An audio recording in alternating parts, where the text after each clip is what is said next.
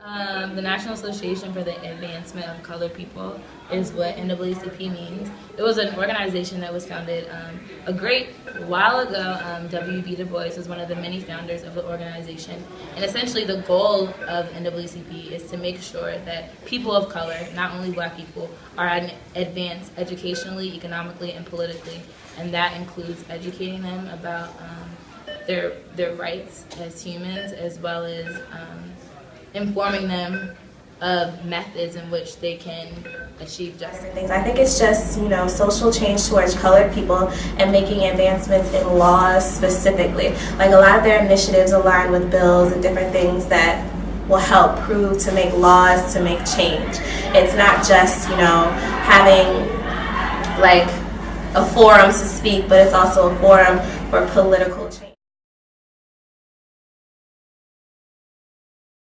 Being a part of NAACP, I feel like I'm part of something great, something that dates back so long. It makes me feel like I'm actually really a part of something that's making changes. Like when you put on the news, like you hear about NAACP, like that's something like you hear about, like in terms of Ferguson, like anything, like all the cases that go on that involve us, like political cases and social cases, like just that name itself, that's what rings to me.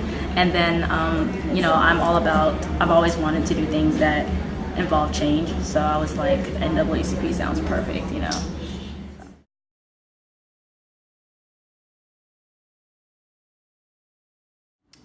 I think the biggest challenge is probably how much work goes into it. Requires a big time commitment.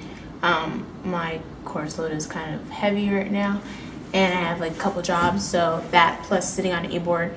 An e-board is essentially kind of like taking a 3-credit class. Like it's a lot of work. It's not just organizing GBMs every week, but we have events every week. We have fundraising we have to do. Things, since it's a national organization, they have things related to the national organizations that we have to take care of as well. So I would say probably the time commitment. I would say the biggest challenge with national membership is getting people to really care about what our organization does and feel financially, feel so strongly about it that they're willing to put, their money where their mouth is type of thing. A lot of people are social media activists.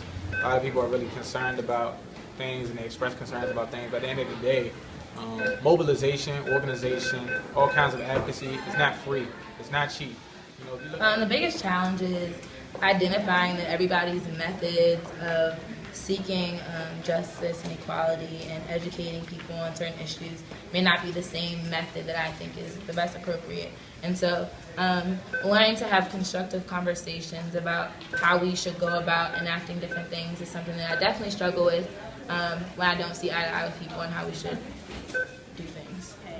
For me, the challenges that arise from my group, my e-board, it's more like it ranges from like communication sometimes, having everyone have different ideas, because everyone is passionate about NAACP, but all in different ways. So just like kind of like making sure everybody's ideas are heard. That's a real huge concern that we've had, and like also like just unifying, like just being all together, because we are all a new e-board. We all just got to know each other.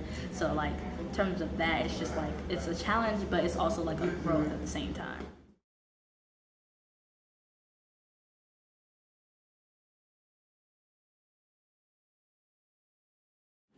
I feel like I've probably grown the most by learning. Like I definitely was not as involved in different political movements and different things that affect colored people in general until now. So I think if anything, it's more, I've learned a lot, the education aspect. I think it's helped me find my voice. I've always been one to kind of keep my thoughts to myself, but sitting on e-board, you're kind of forced to say what you think. Everyone has to say how they feel about decisions we're making, because we make decisions collaboratively. So I think being on an NAACP board has helped me speak out a little bit more. The most resilient of past, though my people smile. Beat their feet and dance for their unmakers, the ones who harbored fertile soil skin and limitless potential in chains. They say I am threatening.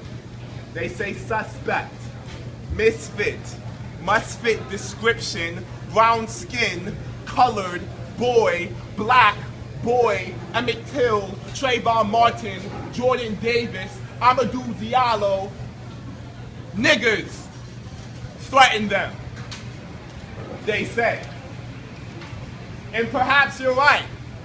Maybe I should have walked a little less quickly before the white lady came close. Perhaps I should have prayed a little louder before turning up my radio, before sneaking out for midnight snacks, before they stood their ground and stopped my sky. I've got my right hand in the air, ready to take this oath I solemnly swear, to educate the masses, trim the grasses, make them all aware of the surface lurking. See, my purpose is to reinform, reduce the confusion. It's an illusion in the truest form. Corruption of the mind, pollution of the soul, population of greatness, but thanks to them you never know. They try to keep it hidden, but it's all good riddance. Rid the world of our children, call it coincidence, all the killings, but this was far from random, it was planned from the start. Presentation of the nation, planting fear in your hearts.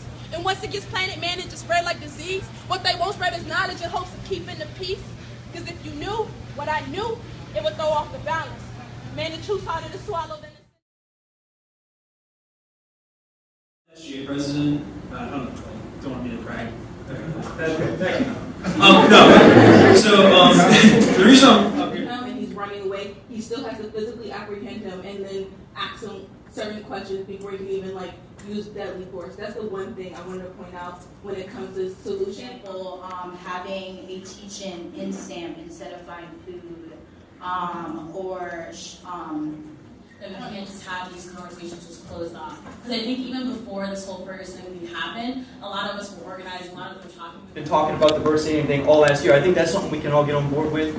I think that we can take these campaigns and work together through a coalition model that all of our organizations here, not just the 6 or 7 that were at the meeting on the 21st, can participate.